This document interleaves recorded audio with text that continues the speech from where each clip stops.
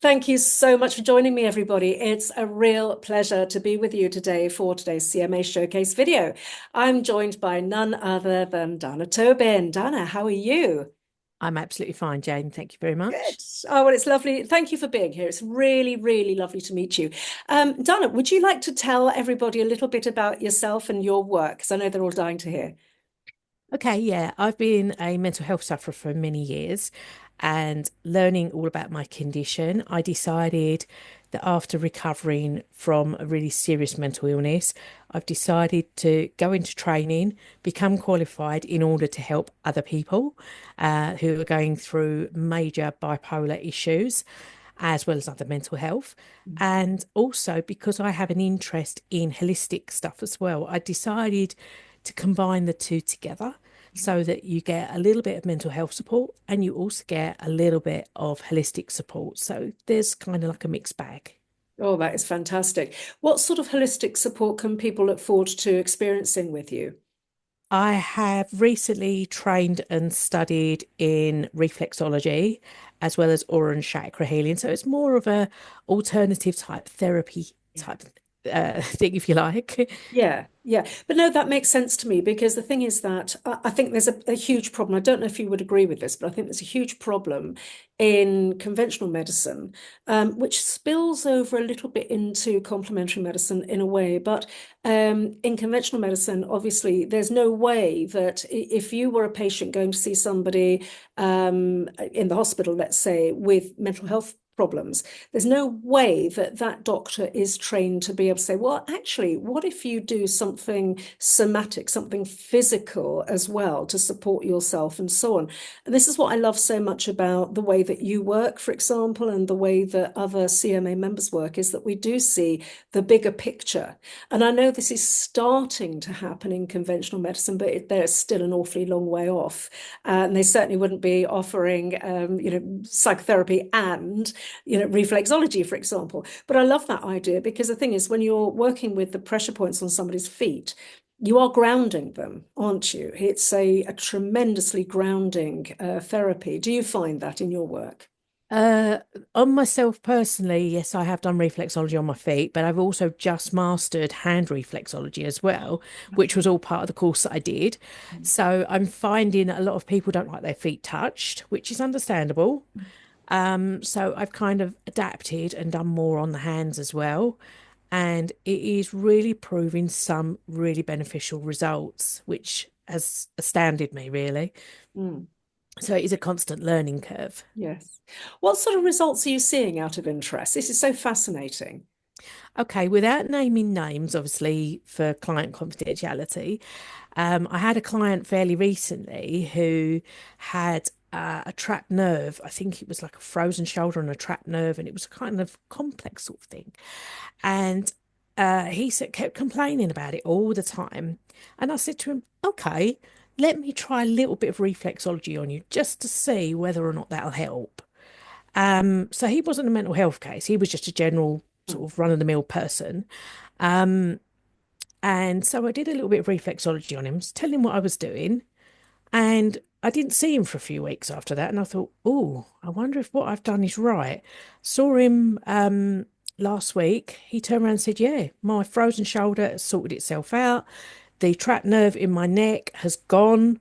He said, and all right, I've still sort of got that my head sort of over to one side, but he said that's because I've got a spinal issue. And I said to him, well, if you like, I can try and help you out with that as well. And so far, he hasn't taken me up on it. I don't know why, but I think that's a work in progress. But it's really positive from what I've seen so far. Yes, that's terrific, isn't it? Absolutely marvelous. And I'm sure that, I mean, and I also hope he's singing your praises from the rooftops to anybody who will listen, because, clearly you've solved, you have solved a major issue there that was really impinging upon his quality of life. Yeah. So, yes, I mean, all power to you. That's absolutely fantastic. Very, very well done. We always ask, and all of our members, if you have particular case studies that you would like to share, we always ask everybody to do that. Actually, on the in the CMA Facebook group, particularly, or on our Facebook page, it's always helpful, I think, for other people who are maybe suffering with a problem to be able to see, oh my goodness, that person suffered with that, and they went to this person, they did this, this, and this, and now they're walking around without pain.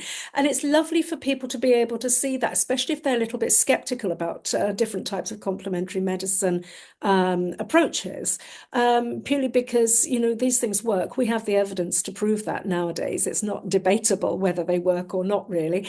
So what else do you do, Donna? What else, what else do you do sort of therapeutically? Tell me a little bit more about your work. Okay, it's more of a progress, like a I'm getting a bit tongue-tied here. I do so.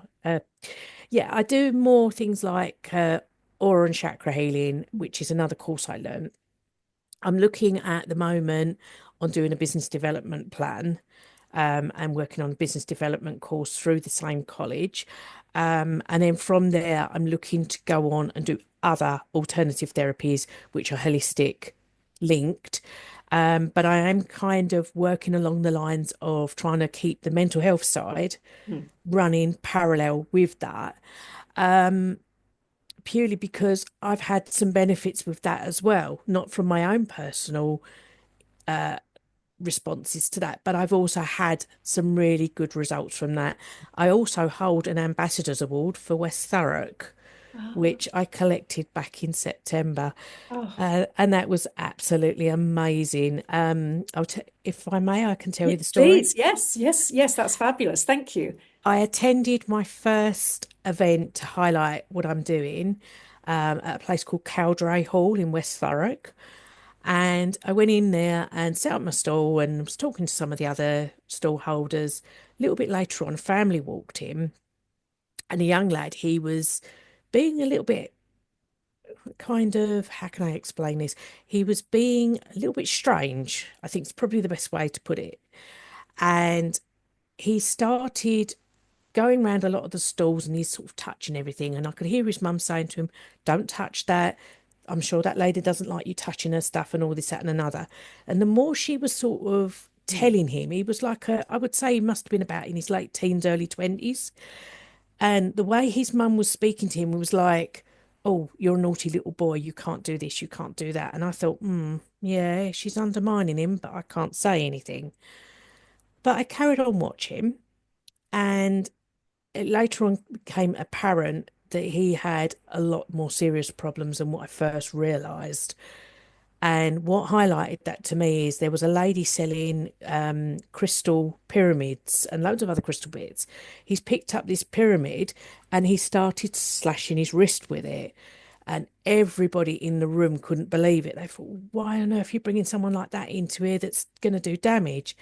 Well, luckily enough, me and a few others have seen what's happened. We've come running over, and I've sort of gone up to the young lad and I just said to him, there's no need for you to be like this. I said, I can understand what you're going through. Let's talk about this. Let's try and sort this out.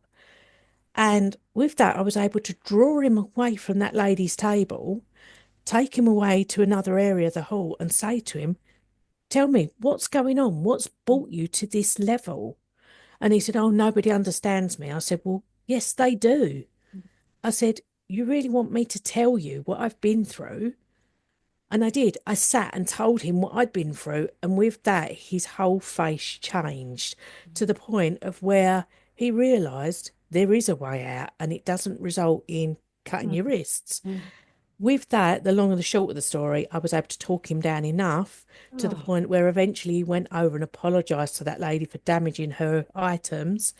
The deputy mayor, the mayor of West Thurrock and Thurrock, oversaw everything that went on and came up to me afterwards and he said, "I'm recommending you for an ambassador's award." He said, "Because the way you dealt with that was absolutely amazing." He said, "For somebody that suffers with mental health, you really did keep your cool, and I don't know how you did it." mm, I said to him, "You've got to walk in those you've got to walk in those shoes before yeah. you can understand." Mm, mm, mm. And yeah, I got the public appraisal back in the beginning of September. or towards the end of October, August, and then the actual appraisal, the reward ceremony was done end of September, and Oh, I got a that's little medal as well, which is oh, really lovely. Donna, that's amazing. You really need to let us, maybe send something in about that so that we can profile you in the CMA newsletter, because this is the sort of thing that is so meaningful and so important for other practitioners, but also for members of the public to see, that you're out there and you're able to do so much good.